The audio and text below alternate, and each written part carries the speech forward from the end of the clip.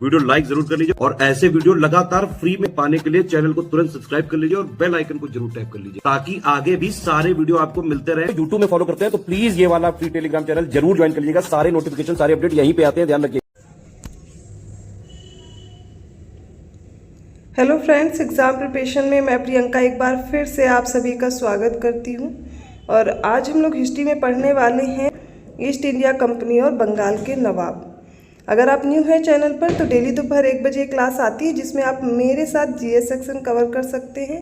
इस क्लास की पीडीएफ पाने के लिए या फिर अदर किसी कम्पिटिटिव एग्जाम की आप प्रिपरेशन कर रहे हैं तो गूगल प्ले स्टोर पर जाइए, स्टडी फॉर सिविल सर्विसेज का आप ऐप डाउनलोड कर लीजिए। वहाँ पर आपको ये सारे कोर्सेज अवेलेबल मिलेंगे जिनकी भी आप प्रिपरेशन करना चाहते हैं। ज्ञान सर कूपन कोड अप्लाई करके आप फ्लैट 20% इंस्टेंट डिस्काउंट पा सकते हैं। जो भी न्यू इनिशिएटिव्स स्टार्ट किए जाएंगे वो भी आपको सारे ऐप में ही देखने को मिलेंगे।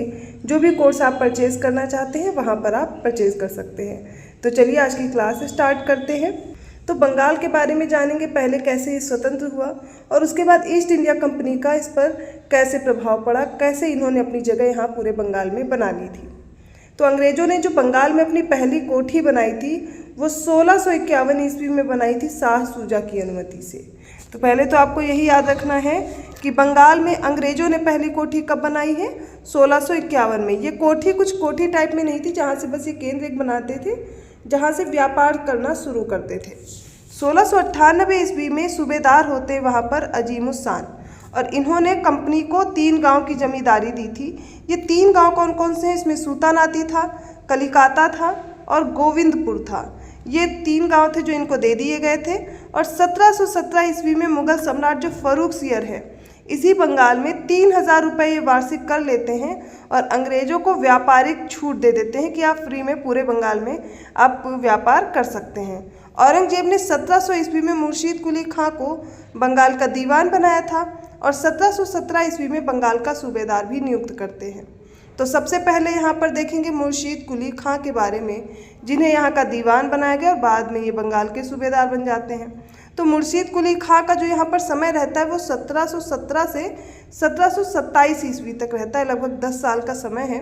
तो मुर्शीद कुली खां मुगल सम्राट द्वारा स्वतंत्र रूप से नियुक्त अंतिम बंगाल का गवर्नर था और ये मुर्शीद कुली खां ही था जिसने अपनी राजधानी ढाका से मुर्शिदाबाद, जो कि मकसूदाबाद था, इसका नाम रख दिया था मुर्शिदाबाद, यहाँ पर स्थानांतरित किया था। क्योंकि प्रश्न ऐसे पूछा जाता है कि कौन सा शासक था जिसने अपनी राजधानी ढाका से मुर्शिदाबाद स्थानांतरित की थी, तो आपको याद रखना पड़ेगा ये मुर्शीद कुली खां था। मुगल सम्राट फर्रुखसियर ने मुर्शीद कुली खां को 1717 ईस्वी में बंगाल का सूबेदार नियुक्त किया और इसी ने भूमि बंदोबस्त में इजारा व्यवस्था आरंभ की थी। मुर्शीद कुली खां के समय जमींदारों ने कुल 3 विद्रोह किए थे। पहला विद्रोह किसके द्वारा था? सीताराम राय उदय नारायण, ठीक है, इनका पूरा नाम था सीताराम राय उदय नारायण। और दूसरे थे गुलाम मोहम्मद। इन दोनों ने मिलकर के विद्रोह किया। दूसरा विद्रोह किया सुजात खान ने इनके नेतृत्व में, और तीसरा विद्रोह करता है नजात खां। तो कुल 3 विद्रोह याद रखने हैं, सीताराम राय उदय नारायण और गुलाम मोहम्मद के द्वारा, दूसरा विद्रोह सुजात खां के द्वारा और तीसरा विद्रोह किया था नजात खां ने।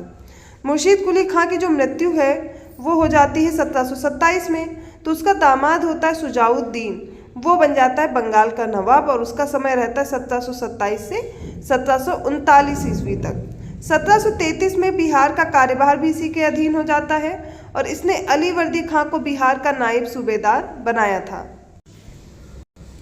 1739 की बात है, सुजाउद्दीन का पुत्र होता है सरफराज खां, अब ये बंगाल का नवाब बनता है और इसके समय में ही बिहार का जो नायब सूबेदार नियुक्त किया था अली वर्दी खां, ये विद्रोह कर देता है और होता है 1740 में गिरिया का युद्ध। और इस युद्ध में सरफराज खां को पराजित कर डालता है अली वर्दी खां और इसकी मृत्यु कर देता है, अर्थात इसे मार डालता है। अब इसके बाद जब गद्दी पर बैठा अली वर्दी खां, इसका समय रहता है 1740 से 1756 ईस्वी तक। तो 1740 में सरफराज खां को अपदस्थ करके अली वर्दी खां बंगाल का नवाब बना, गिरिया के युद्ध में पराजित किया, उसको मार डाला। और अली वर्दी खां ने यूरोपियों की तुलना मधुमक्खियों से की थी। इनका यह कथन काफ़ी फेमस भी है, कई बार पूछा भी जाता है। और कहा यदि इन्हें छोड़ दिया जाए तो वे शहद देंगी और यदि छेड़ा जाए तो काट काट कर मार डालेंगी। अलीवर्दी खां की 3 पुत्रियां थी। 1756 ईस्वी में अलीवर्दी खां की मृत्यु हो जाती है, तो इसकी सबसे छोटी पुत्री होती है, उसका पुत्र होता है सिराजुद्दौला, वो नवाब बन जाता है। तो यहाँ से अब हम देखेंगे सिराजुद्दौला का शासन तो 1756 से 1757 तक रहता है, क्योंकि इसी के समय पर प्लासी का युद्ध हो जाता है। सिराजुद्दौला 1756 ईस्वी में अलीवर्दी खां के बाद बंगाल का नवाब बना था और गद्दी पर बैठने के समय उसके 3 प्रमुख शत्रु थे। पहला तो पूर्णिया का नवाब था शौकत जंग, उसकी मौसी थी, और अंग्रेज, ये 3 थे उसके शत्रु। शौकत जंग को सिराजुद्दौला ने अक्टूबर 1756 में एक युद्ध किया, मनिहारी का युद्ध, इसमें पराजित किया और मार डाला। जो घसीटी बेगम थी इनकी मौसी, इनका समर्थन उसका दीवान राजवल्लभ कर रहा था। और 1756 ईस्वी में यूरोप में सप्तवर्षीय युद्ध छिड़ जाता है, यह भी हम लोगों ने पिछली क्लासेस में डिस्कस किया था। और अंग्रेज और फ्रांसीसी अपने अपने गोदाम को दुर्गीकृत करना स्टार्ट कर देते हैं, किला बनाना शुरू कर देते हैं। मई 1756 ईस्वी में सिराजुद्दौला ने पूर्णिया के विद्रोही नवाब का दमन करने के लिए पूर्णिया की ओर प्रस्थान किया था, परंतु जब उसे पता चला कलकत्ता में अंग्रेजों के अवज्ञाकारी और उद्दंड व्यवहार का, तो वह राजमहल से ही वापस लौट आया। सिराजुद्दौला और अंग्रेजों के मध्य विवाद और विच्छेद का वास्तविक कारण अंग्रेजों द्वारा बंगाल में अपनी अपनी स्थिति और प्रभाव को सुदृढ़ करने से संबंधित उनके प्रयास थे। अब सिराजुद्दौला ने अंग्रेजों के विरुद्ध युद्ध छेड़ दिया, पहले कासिम बाजार पर और फिर 20 जून 1756 को फोर्ट विलियम पर कब्जा भी कर लिया। अंग्रेज यहाँ से भाग जाते हैं, फुल्टा द्वीप पर जाकर के शरण लेते हैं। अंग्रेजों ने जनवरी 1757 में फिर से कलकत्ता पर अधिकार कर लिया और मार्च 1757 ईस्वी में चंद्रनगर पर आक्रमण कर उस पर भी अपना अधिकार कर लिया था। और इसी के समय पर होती ब्लैक होल की घटना 20 जून 1756 को सिराजुद्दौला के समय पर, तो ये भी आपको याद रखना है। पर इनके बीच हो जाती है अलीनगर की संधि 9 फरवरी 1757 ईस्वी को। तो अलीनगर की संधि होती है 9 फरवरी 1757 को नवाब सिराजुद्दौला और ईस्ट इंडिया कंपनी के बीच। इसमें अंग्रेजों का जो प्रतिनिधित्व है वो क्लाइव और वाटसन ने किया था। अंग्रेजों द्वारा कलकत्ता पर फिर से अधिकार लेने पर ही इसके बाद ही यह संधि की गई थी और इस संधि के द्वारा कई शर्तें रखी गईं, जिसके अधीन ईस्ट इंडिया कंपनी और सिराजुद्दौला के बीच सहमति हो गई थी। तो इन संधि की शर्तों को देखेंगे।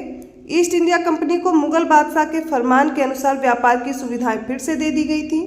कलकत्ता पर अधिकार करने में अंग्रेजों को जो क्षति हुई थी उसका हर्जाना नवाब को देना पड़ा था। दोनों पक्षों ने भविष्य में शांति बनाए रखने का वादा भी किया और अंग्रेजों को कलकत्ता में सिक्के ढालने का अधिकार प्राप्त हो गया। और 13 मार्च 1757 ईस्वी को क्लाइव और वाटसन ने फ्रांसीसियों से चंद्रनगर भी छीन लिया। इसके बाद शुरू हो जाता है प्लासी का युद्ध। ये प्लासी का युद्ध 23 जून 1757 को हुआ था, डेट बहुत अच्छे से याद रखिए। तो प्लासी का युद्ध होता है 23 जून 1757 ईस्वी को। बंगाल के नवाब सिराजुद्दौला की सेना होती है और रॉबर्ट क्लाइव के नेतृत्व में ईस्ट इंडिया कंपनी की जो सेना होती है। ये जो प्लासी का युद्ध मैदान है पश्चिम बंगाल राज्य के नादिया जिले के जो भागीरथी नदी का तट है वहाँ पर स्थित है। बात की जाए सिराजुद्दौला की सेना की तो लगभग 50,000 थी और अंग्रेजों की संख्या लगभग 32,000 थी, परंतु जो सिराजुद्दौला का सेनापति था मीर जाफर और ये षड्यंत्र में शामिल था, इसकी वजह से इसने युद्ध में भाग ही नहीं लिया और इसके साथ साथ युद्ध के बड़े हिस्से में जो सेना थी उसने भी भाग नहीं लिया। जब सिराजुद्दौला को पता चला कि उसके बड़े बड़े सेना नायक मीर जाफर और दुर्लभ राय ये विश्वासघात कर रहे हैं, तो अपनी जान बचाता है और युद्ध क्षेत्र से भागकर मुर्शिदाबाद पहुंच जाता है। फिर वह अपनी पत्नी के साथ पटना भाग जाता है। कुछ समय पश्चात मीर जाफर के पुत्र ने सिराजुद्दौला की हत्या कर दी और इस प्रकार जो अंग्रेजों का षड्यंत्र था वो सफल हो जाता है।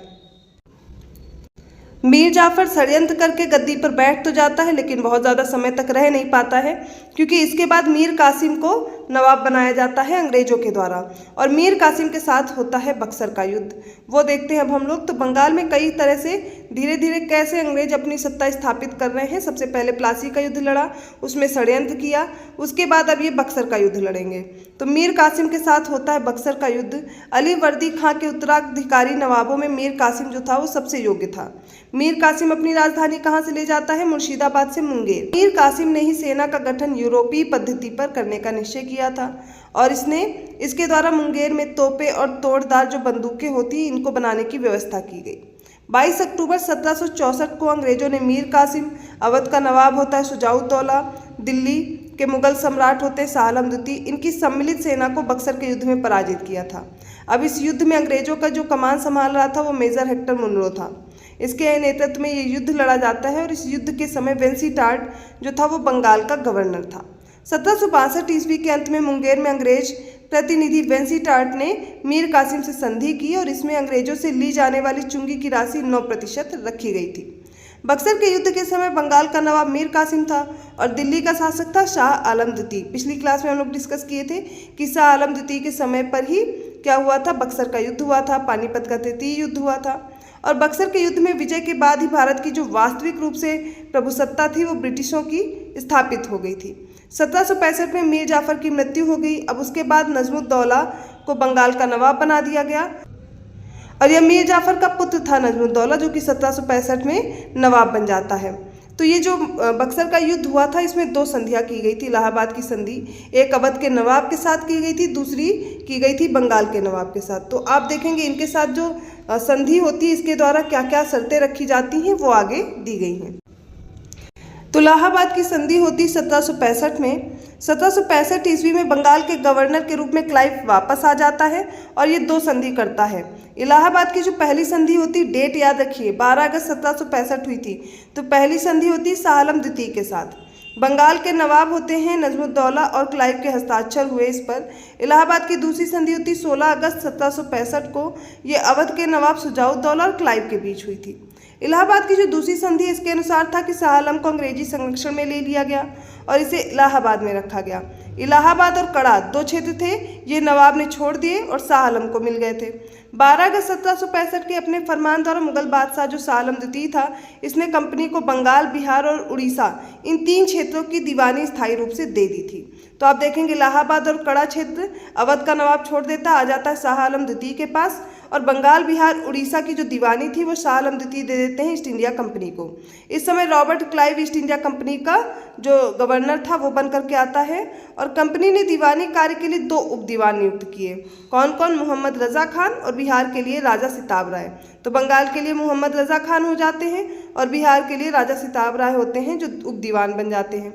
शाह आलम द्वितीय का संपूर्ण जीवन आपदाओं से ग्रस्त रहा और उसे अंधा कर दिया गया था। फिर शाह आलम द्वितीय के समय ही 1803 पर दिल्ली पर अंग्रेजों का अधिकार हो जाता है। इसके बाद लगाया जाता है बंगाल में द्वैध शासन। तो 1765 में ही द्वैध शासन जो लग जाता है बंगाल में वो 1772 में ख़त्म होता है। तो बंगाल में द्वैध शासन की नींव किसने रखी?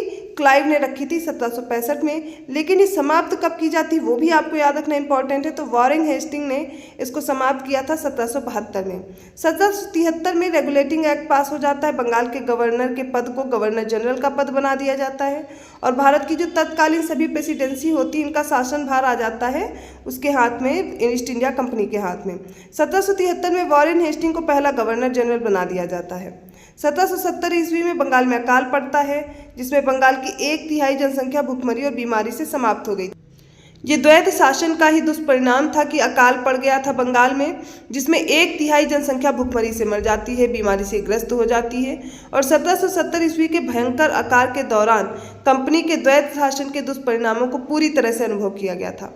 और इस अकाल के समय बंगाल का गवर्नर जनरल था जनरल कार्टियार। इसका समय देख लीजिए 1769 से 1772 AD तक था। तो ये हो गया बंगाल में द्वैध शासन। तो अभी तक हम लोगों ने बंगाल में देख लिया किस प्रकार ईस्ट इंडिया कंपनी अपने आप को वहाँ पर फैला रही, कैसे अपनी सत्ता स्थापित की। तो सबसे पहले देखेंगे मुगल सम्राट से स्वतंत्र होकर के वहाँ पर एक क्षेत्र बन जाएगा बंगाल। यहाँ पर मुर्शीद कुली खां रहेगा। मुर्शीद कुली खां के बाद अलीवर्दी खां हो गया। अलीवर्दी खां के बाद सिराजुद्दौला आता है और सिराजुद्दौला से ही बंगाल में आप देखेंगे युद्ध होता है, प्लासी का युद्ध अंग्रेजों के द्वारा। उसके बाद मीर जाफर, मीर कासिम आता है। मीर कासिम से बक्सर का युद्ध हो जाता है। बक्सर के युद्ध के बाद संपूर्ण रूप से या आप देख सकते हैं प्रत्यक्ष रूप से आप पूरे बंगाल को ये ईस्ट इंडिया कंपनी अपने हाथ में ले लेती। लेकिन अभी भी क्या करते हैं ये, यहाँ पर उप दीवान नियुक्त करते हैं, द्वैध शासन लगाते हैं। तो ये जो बंगाल, बिहार, उड़ीसा का क्षेत्र मिला था, इसके अलावा इन्होंने जो कड़ा और आप देखेंगे इलाहाबाद वाला क्षेत्र था वो मिल जाएगा मुगल सम्राट को। लेकिन कुछ टाइम बाद आप देखेंगे कि इसमें जो मुगल सम्राट है वो भी अपदस्थ कर दिया गया, नाम मात्र का रह गया, पेंशन भोगी हो गया, अंधा कर दिया गया। शाह आलम द्वितीय को, और दिल्ली पर भी कब्जा किसका हो गया, ईस्ट इंडिया कंपनी का। आई होप आपको समझ में आया होगा, और इसकी डिटेल एनालिसिस के साथ आप पढ़ना चाहते हैं, इसी पीडीएफ को पाना चाहते हैं, या इस क्लास को और अच्छे से समझना चाहते हैं इन टॉपिक्स को, तो आप ये नंबर्स दिए गए इन पे कॉल या मैसेज करके जानकारी ले सकते हैं। अदरवाइज आप गूगल प्ले स्टोर पर जाएंगे, स्टडी फॉर सिविल सर्विसेज का ऐप डाउनलोड करके वहाँ पर आप अपना कोर्स परचेज कर सकते हैं। और मैं फिर से बता देती हूँ, आप ज्ञान सर कूपन कोड अप्लाई करेंगे, आपको 20% का डिस्काउंट भी मिल जाएगा। अगर वीडियो अच्छा लगा प्लीज़ लाइक कीजिए, चैनल को सब्सक्राइब कीजिए और लोगों को शेयर करते रहिए। मैं मिलती हूँ ऐसे ही टॉपिक के साथ नेक्स्ट क्लास में, तब तक के लिए धन्यवाद।